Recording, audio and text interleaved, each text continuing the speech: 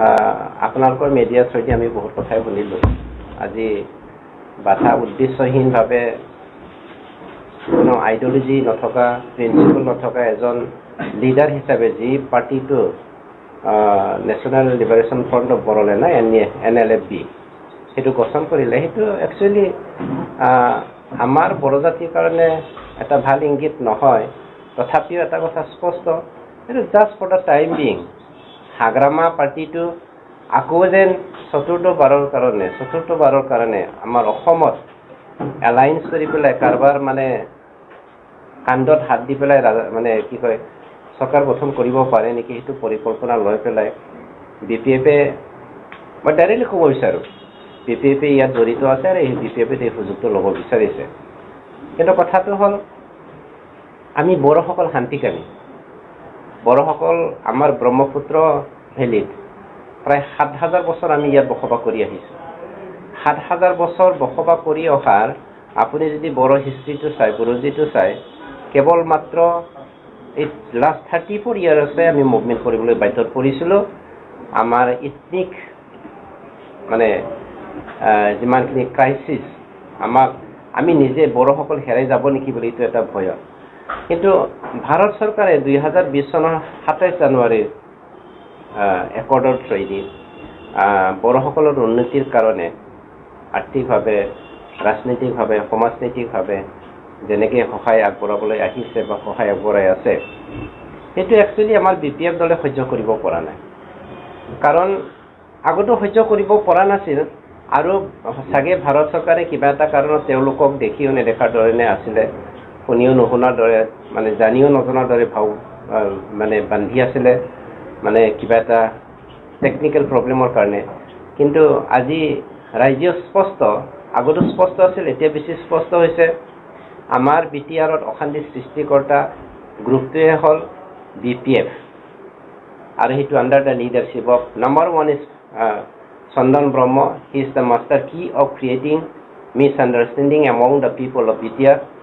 আৰু যিমানখিনি আমাৰ মাজত মানে কি ইকনমিকেলি, ছ'চিয়েলি, পলিটিকেলি মানে আমি ডাউনফল হৈ গৈছোঁ, সেইটো কাৰণটো হ'ল চন্দন ব্ৰহ্ম। আৰু চন্দন ব্ৰহ্মৰ হাতৰ মুঠিত, হাতৰ তলিত ডান্স কৰি পেলাই হাগ্ৰামাই যে কাণ্ডটো কৰিলে যোৱা 15 বছৰ বা 17 বছৰে, সেইটো খুব লজ্জাজনক কথা।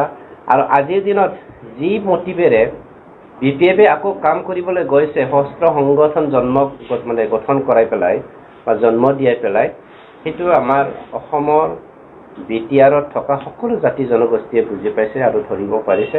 গতিকে BPF-ৰ বা চন্দন ব্ৰহ্ম, হাগ্ৰামা মহিলাৰী বা খাম্পা বা আমাৰ কোনো ৰাজনৈতিক মানে BPF লিডাৰসকলে যি ষ্ট্ৰেটেজি লৈছে, সেইটো কেতিয়াও ছাকচেছফুল নহ'ব আৰু সেইটো ৰাইজে কেতিয়াও ছাকচেছফুল হ'বলৈ নিদিব। বিলত আপুনি যেতিয়া বিভিন্ন ধৰণৰ মাছ মেলি দিব, গ্ৰাছ কাপ, কমন কাপ, জাপানী কাৱৈ, কিবা কিবি, আপোনাৰ থাইলেণ্ড মাগুৰ, চাইনিজ পুঠি, অসমীয়া পুঠি, সেইবোৰ মেলি দিয়াৰ পাছত আপুনি ভাবে নেকি যে চাইনিজ পুঠি থাইলেণ্ড মাগুৰৰ লগত একগোট হ'ব? আপুনি নিজে চিন্তা কৰি চাওকচোন। কিয়নো মই এজন ব্যক্তি হিচাপে মোৰ পৰিয়ালৰ বেকগ্ৰাউণ্ড আৰু কোনো এজন ব্যক্তিৰ পৰিয়ালৰ বেকগ্ৰাউণ্ড সেইটো কেতিয়াও নিমিলে। আৰু তেওঁৰ চিন্তাধাৰা আৰু মোৰ চিন্তাধাৰা, ঈশ্বৰে সকলোকে জন্ম দিছে, সকলোকে নিজস্বভাৱে চিন্তাধাৰা কৰিবৰ কাৰণে আমাক জ্ঞান দিছে। কিন্তু সেই জ্ঞানটো যদি তেওঁলোকে বা আমি সকলোৱে ভালদৰে ব্যৱহাৰ নকৰোঁ, ইয়াত কোনোবা কাকবা বান্ধি ৰাখিব পৰা বা একগোট কৰিব পৰা, সেই কথাটো সহজ নহয়। এজাক গৰু যদি আপুনি চৰাই, এজাক গৰুৰ মাজত কোনো এজন ব্যক্তিয়ে গু খাবলৈ গুচি যাব, কোনো এটা গৰুৱে, হয়নে নহয়? কোনো এজনী গৰুৱে তাত গু খাবলৈ যাবই, বা সি ধান চুৰ কৰি খাবলৈ যাবই, বা কিবা এটা জংঘলত মানে কি কয় জাকটো এৰি পেলাই গুচি যাবই। গতিকে গৰুকে যদি আমি বান্ধি ৰাখিব নোৱাৰোঁ, মানুহক কেনেকৈ বান্ধি ৰাখিব পাৰিম? মোৰো এটা মানে মনত শংকা এটা আহিছে।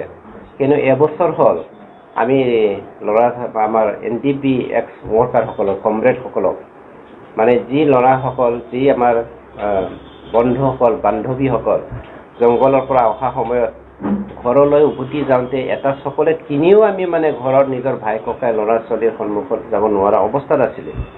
আজিলৈকে যদি ভাৰত চৰকাৰ বা অসম চৰকাৰে, মই স্পেচিয়েলি চৰকাৰক দেখিব বিচৰা নাই, কিবা এটা টেকনিকেল প্ৰব্লেমত এইটো হৈছে চাগে, কিন্তু সেইখিনি হ'ব লাগিছিলে, আমাৰ পেকেজখিনি আগতীয়াকৈ দিলে বেছি ভাল আছিলে।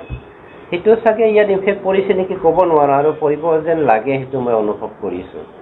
আৰু মই আপোনালোকৰ মিডিয়াৰ থ্ৰুতে সেইটোৱে অনুৰোধ কৰিছোঁ, যিসকল দায়িত্বভাৰত আছে, আমাৰ ৰিহেবিলিটেশ্যন পেকেজ দিয়াত, এক্স গ্ৰেচিয়া দিয়াত, ইমপ্লিমেণ্টেশ্যন ফৰ দ্য কি কয় আপোনাৰ বড়ো একৰ্ড, সেইবোৰ বিটিআৰ বড়ো একৰ্ডৰ থ্ৰুদি কিমানখিনি কাম কৰিব লগা আছে, সেইটো খুব স্পীডলি যদি কৰে নহয়, ডেভেলপমেণ্টটো আমি আনি আছোঁ, আৰু ইয়াতকৈ মানে বেছি আনিব যদি পাৰোঁ, প্ৰয়োজনতকৈ যিখিনি আমি কৰি আছোঁ আৰু কৰিবলগীয়া আছে, এই কৰণীয় কামখিনি যদি কৰোঁ, মই ভাবোঁ ইয়াত কোনোবা যাব বিচৰাৰ যুক্তি থাকিব নোৱাৰে। আৰু প্ৰেক্টিকেলভাৱে কোনোবাই যদি কৈছে, সেইটো আমি ক'ব নোৱাৰোঁ। এতিয়া বাধাটো মই নাভাবোঁ যে বাধাই কিবা কি কয় এক্স গ্ৰেচিয়া নোপোৱাৰ কাৰণে গৈছে বা ৰিহেবিলিটেশ্যন পেকেজ নোপোৱাৰ কাৰণে গৈছে।